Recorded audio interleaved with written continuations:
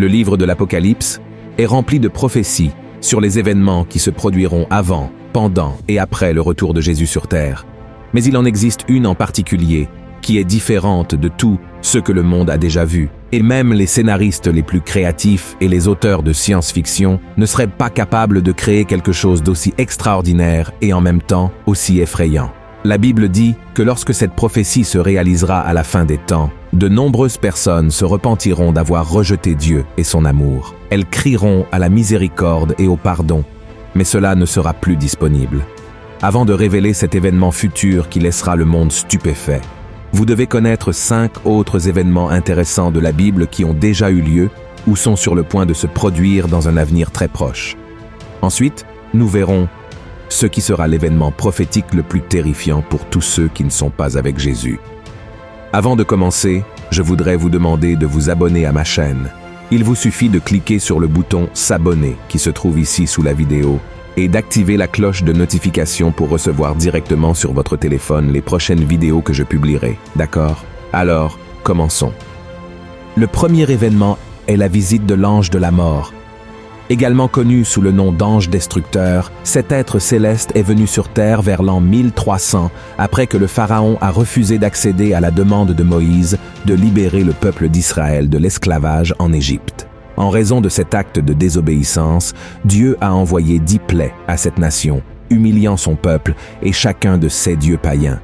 Ces 10 plaies comprenaient le Nil se transformant en sang, des grenouilles couvrant la terre, des infestations d'insectes, la mort des animaux, des Égyptiens contractant des maladies cutanées, une obscurité totale pendant 3 jours, et enfin, la visite de l'ange de la mort. Après 9 refus du pharaon de libérer les Hébreux de l'esclavage, Dieu dit à Moïse d'ordonner au peuple de mettre le sang d'un agneau sur le linteau des portes, car ainsi l'ange de la mort n'entrerait pas dans ces maisons et il saurait exactement où il devrait entrer pour punir les Égyptiens. Ainsi, le peuple d'Israël fit exactement comme Dieu l'avait instruit, et à minuit, l'ange de la mort tua tous les premiers-nés dans la terre d'Égypte, le fils du pharaon et même les premiers-nés des troupeaux furent tués. Quand le peuple d'Égypte se réveilla pendant la nuit et vit ses fils morts, ils se lamentèrent profondément. Le deuxième événement, la vision des profondeurs de la terre. Ce phénomène créé par Dieu s'est également produit dans l'Ancien Testament et a également eu Moïse comme protagoniste. Après que le peuple d'Israël eut été libéré de l'esclavage et marchait dans le désert, un homme nommé Coré mena une rébellion contre Moïse et son frère Aaron alors qu'ils conduisèrent le peuple vers la terre promise. Coré conspira contre Moïse et exigea que tous soient autorisés à servir en tant que grands prêtres, même s'il n'y avait aucune instruction de Dieu à ce sujet.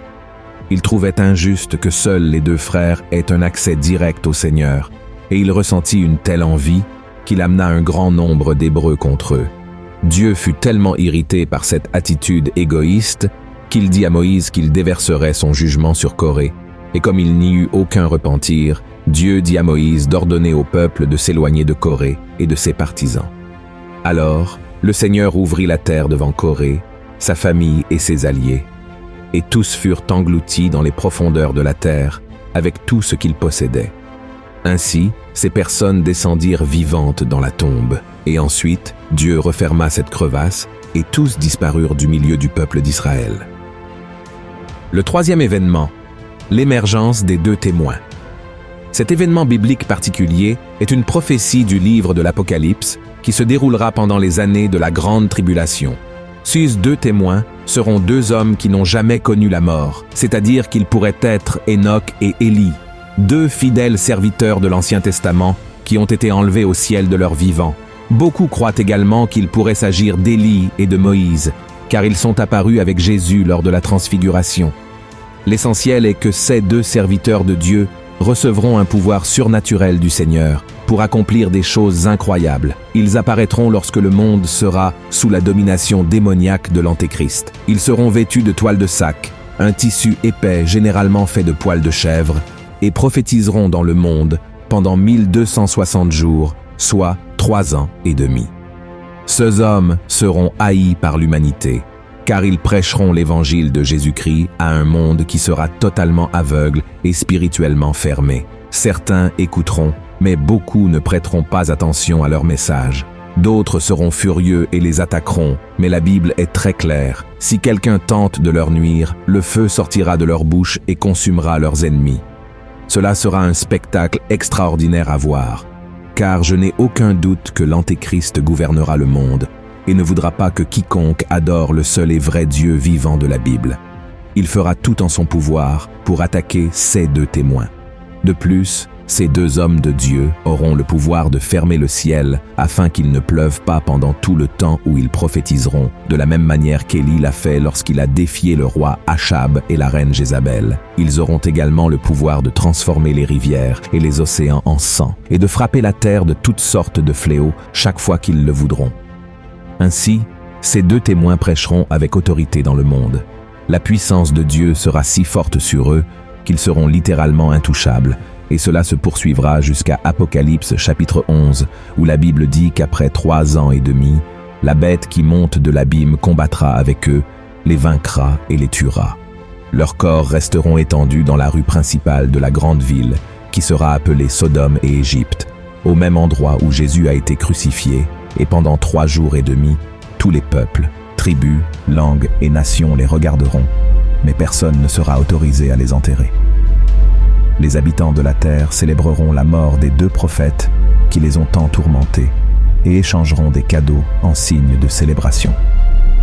Cependant, 3 jours et demi plus tard, le Seigneur insufflera l'esprit de vie dans les 2 témoins morts et ils se lèveront, causant la terreur à tous ceux qui ont célébré leur mort. Alors une voix forte viendra du ciel et leur dira « Montez ici » et un nuage les emportera. À ce moment-là, il y aura un grand tremblement de terre qui détruira 1/10 des habitants de cette ville.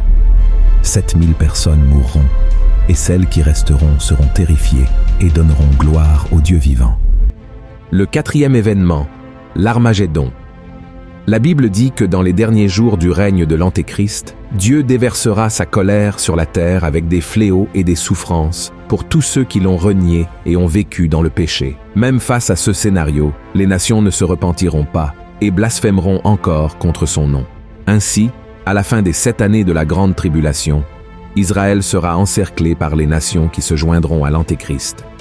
Dans l'Apocalypse, chapitre 16, l'apôtre Jean raconte que les dirigeants du monde entier se réuniront pour la bataille du grand jour du Dieu Tout-Puissant à un endroit appelé Armageddon. Le mot Armageddon vient du livre des Juges de l'Ancien Testament. À cette époque, le peuple de Dieu était petit devant ses ennemis, mais dans la bataille qui eut lieu sur cette même montagne, ils sortirent victorieux. Et dans le livre de l'Apocalypse, l'apôtre Jean raconte qu'il vit le ciel ouvert et Jésus monté sur un cheval blanc suivi de toutes les armées célestes, et sur sa cuisse était écrit « Roi des rois et Seigneur des seigneurs ». Ensuite, un ange appelle les oiseaux du ciel à un grand banquet, où ils mangeront la chair de tous ceux qui sont morts en se levant contre le peuple d'Israël. Mais cette guerre ne sera pas comme les autres, qui ont pu durer des décennies. En fait, la bataille de l'Armagédon durera peu de temps, car les ennemis seront écrasés sans aucun effort. Et c'est à ce moment-là que la 7e coupe de la colère de Dieu sera versée sur le monde. Après cet événement, Jésus jettera l'Antéchrist et les faux prophètes dans le lac de feu de l'enfer, et tous les hommes qui les ont servis seront tués et mangés par les oiseaux. Ensuite, Jésus emprisonnera Satan et établira son règne de 1000 ans sur la terre, où il régnera aux côtés de son Église, et aussi avec ceux qui sont morts pendant la grande tribulation, parce qu'ils ne se sont pas prosternés devant l'Antéchrist. L'Armagédon ne marquera pas la destruction de notre planète, comme beaucoup le croient, car selon la Bible, la terre sera la demeure éternelle de tous ceux qui ont reconnu Jésus comme leur sauveur et ont fait la volonté de Dieu. Le 5e événement, le rapt.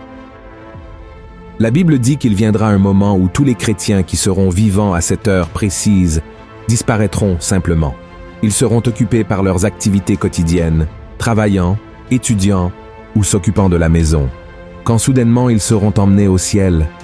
Oui, il y a beaucoup d'incertitudes concernant le rapt.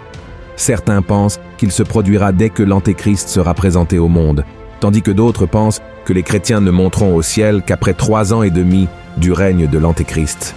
Et un autre groupe pense que les chrétiens passeront toute la période de la grande tribulation sur terre avant d'être emmenés par Jésus. Quoi qu'il en soit, une chose est certaine, le rapt se produira. Dans Matthieu chapitre 24, Jésus en a parlé, disant aux disciples qu'au bon moment, 2 hommes seront dans le champ. L'un sera emporté et l'autre restera. 2 femmes auront une meule en main et l'une disparaîtra. Cela signifie que tout se passera en un instant, secouant le monde et affectant tout le monde. Et ceux qui resteront en arrière, malheureusement, devront faire face à la dure réalité des derniers jours, tandis que ceux qui sont en Christ seront remplis de joie et resteront en présence du Seigneur pour toute l'éternité.